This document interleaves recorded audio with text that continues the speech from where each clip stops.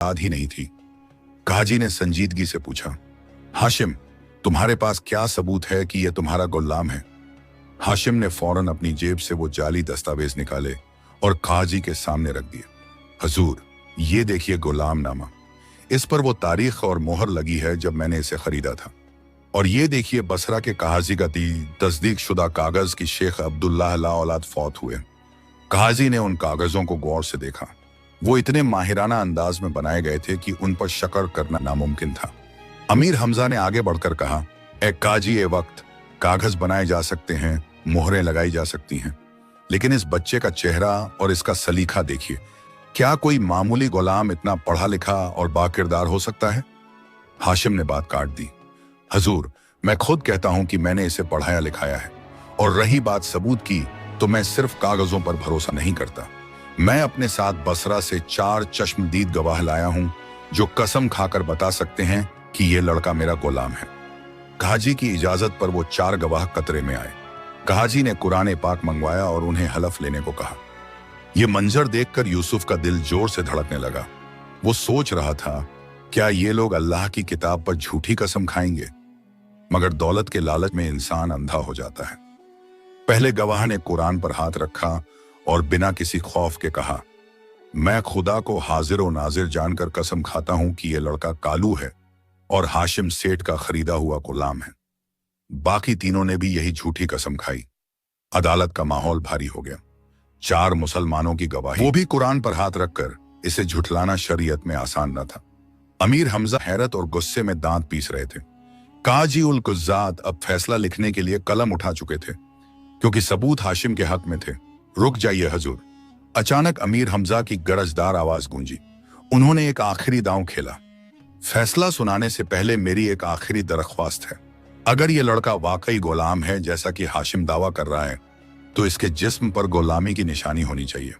मैंने सुना है कि हबशा के गुलामों को बचपन में ही दागा जाता है।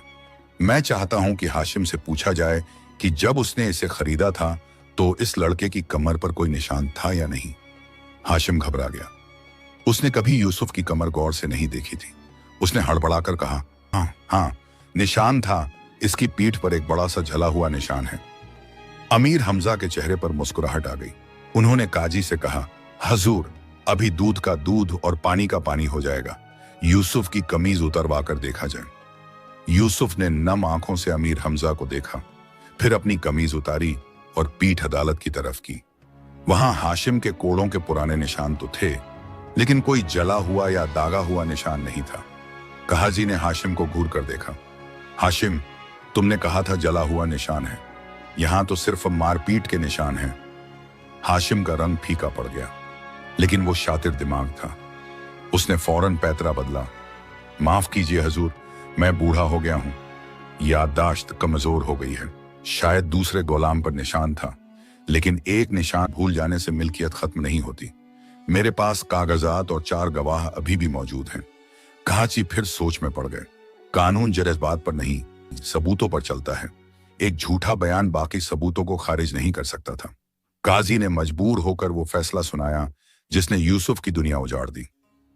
अदालत हुक्म देती है कि यूसुफ को हाशिम की तहवील में दिया जाए, और क्योंकि इसने चोरी की है, हाशिम को इख्तियार है कि वो इसे अपने साथ बसरा ले जाए। यूसुफ चीख पड़ा, नहीं, ये जुल्म है, ये मुझे मार डालेंगे। अमीर हमजा ने आगे बढ़ना चाहा, मगर शाही सिपाहियों ने उन्हें रोक दिया। हाशिम के चेहरे पर फतेह की मुस्कुराहट थी। वो आगे बढ़ा और यूसुफ को बालों से पकड़कर घसीटने लगा। चल मेरे कालू, अब तुझे मैं ऐसा सबक सिखाऊंगा कि मौत मांगेगा। यूसुफ रोता रहा, अमीर हमजा की तरफ हाथ बढ़ाता रहा। अमीर हमजा की आंखों में बेबसी के आंसू थे, मगर उन्होंने जोर से पुकारा, हिम्मत मत हारना यूसुफ, ये बाजी अभी खत्म नहीं हुई। यूसुफ को जंजीरों में जकड़कर अदालत से बाहर निकाला गया और सीधा काफिले के सबसे पीछे वाले ऊंट के साथ बांध दिया गया। हाशिम ने हुक्म दिया, आज रात ही हम बसरा के लिए निकलेंगे। मैं इसे बगदाद में एक पल भी नहीं रखना चाहता। लेकिन अमीर हमजा हार मानने वालों में से नहीं थे। जैसे ही हाशिम का काफिला निकला, अमीर हमजा ने अपने वफादार साथी थी करीम और कुछ बहादुर नौजवानों को बुलाया और कहा, तलवारें निकाल लो। कानून अंधा हो सकता है, मगर हम उस मासूम को मरने नहीं देंगे, चाहे जंग ही क्यों ना करनी पड़े। हम यूसुफ को वापस लाएंगे। हाशिम का काफिला बगदाद से निकलकर अब गहरे सहरा में दाखिल हो चुका था। रात का सन्नाटा और चारों तरफ फैली हुई वीरानी किसी अनहोनी का पता दे रही थी। यूसुफ को सबसे आखिरी ऊंट के साथ लोहे की जंजीरों में इस तरह बांधा गया था कि वो नंगे पांव रेत पर घिसट रहा था। जब भी ऊंट तेज चलता, यूसुफ को दौड़ना पड़ता, और जब वो ठोकर खाकर गिरता तो जंजीरें उसकी खाल छीड़ देती थीं। हाशिम आगे घोड़े पर सवार था, अपनी जीत के नशे में चूर। उसे लग रहा था कि अब कोई ताकत यूसुफ को उससे नहीं छीन सकती, लेकिन वो गाफिल था कि अमीर हमजा हार मानकर बैठने वालों में से नहीं थे। आधी रात के वक्त जब काफिला एक तंग रास्ते से गुजर रहा था, अचानक पीछे से घोड़ों की टापों की गरजदार आवाज आई। हाशिम ने चौंक कर पीछे देखा। अंधेरे में मशालें तेजी से उनकी तरफ बढ़ रही थीं। रुक जा जालिम, तेरा वक्त पूरा हुआ। ये आवाज अमीर हमजा की थी, जो अपने वफादार साथी करीम और चंद बहादुर नौजवानों के साथ तूफान की तरह चले आ रहे थे। हाशिम का रंग सफेद पड़ गया। उसने चीख कर अपने गुंडों को हुक्म दिया, इन्हें रोको, मार डालो सबको। सहरा का वो वीराना जंग के मैदान में बदल गया। तलवारें टकराने लगीं और चीख पुकार मच गई। अमीर हमजा का हदफ, अगर ये मेरा नहीं हुआ तो किसी का नहीं होगा। लेकिन ठीक उसी लम्हे कुदरत ने अपना इंसाफ दिखाया। जो हवा अब तक धीमी थी, वो अचानक एक खौफनाक तूफान में बदल गई। सहरा में समूम चलने लगी। रेत की बड़ी बड़ी दीवारें हवा में उठने लगी। इतना जबरदस्त तूफान आया कि हाथ को हाथ सूझा ही नहीं दे रहा था। घोड़े और ऊंट घबराकर इधर उधर भागने लगे। अमीर हमजा और हाशिम के दरमियान रेत का एक मोटा पर्दा आ गया। हाशिम, जो यूसुफ पर वार करने वाला था, तेज हवा के थपेड़े से लड़खड़ाकर गिर पड़ा और उसका खंजर हाथ से छूट गया। तूफान का शोर इतना ज्यादा था कि किसी की आवाज सुनाई नहीं दे रही थी। यूसुफ जिस ऊंट से बंधा हुआ था, वो ऊंट आंधी की दहशत से पागल हो गया। रस्सी का वो हिस्सा जो काफिले से जुड़ा था, वो झटके से टूट गया और वो ऊंट यूसुफ को जंजीर समेत घसीटता हुआ सहारा की गहराइयों की तरफ भागा। अमीर हमजा चीखते रहे, यूसुफ, यूसुफ, मगर रेत उनके मुंह और आंखों में भर गई। वो अपने घोड़े से गिर पड़े और मुश्किल से अपना चेहरा ढक पाए। ये तूफान कोई आम तूफान नहीं था। ये जैसे अल्लाह का कहर था, जो जालिमों को सजा देने और मजलूम की तकदीर बदलने आया था। घंटों तक वो तूफान चलता रहा। हाशिम और उसके बचे खुचे गुंडे अपनी जान बचाकर रहा। मालिक, लगता है वो पागल ऊंट उसे कहीं दूर ले गया या वो रेत में दफन हो गया। अमीर हमजा वहीं घुटनों के बल बैठ गए और आसमान की तरफ देखकर बोले, या अल्लाह, ये कैसा इम्तिहान है। मैंने उस बच्चे को बचाने का वादा किया था, क्या मेरी कोशिश बेकार गई। उनका दिल टूट गया था, मगर उन्होंने कसम खाई कि वो हाशिम को चैन से नहीं जीने देंगे, चाहे यूसुफ जिंदा हो या मुर्दा। मगर हकीकत कुछ और थी। यूसुफ मरा नहीं था। वो पागल ऊंट उसे मीलों दूर सहरा के उस हिस्से में ले गया था जहां इंसानों का गुजर कम ही होता था। रास्ते में झटकों से वो जंजीर टूट गई थी और यूसुफ एक नरम रेत के ढेर पर बेहोश होकर गिर गया था। जब उसे होश आया तो सूरज सर पर चमक रहा था। चारों तरफ बस आग बरसाती हुई रेत थी। न हाशिम था, न अमीर हमजा, और न पानी की कोई बूंद।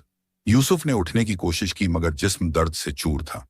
उसने सोचा, अगर अल्लाह ने मुझे उस तूफान और हाशिम की तलवार से बचाया है, तो वो मुझे यहां प्यासा मरने के लिए नहीं छोड़ेगा। वो भटकता रहा, गिरता पड़ता चलता रहा।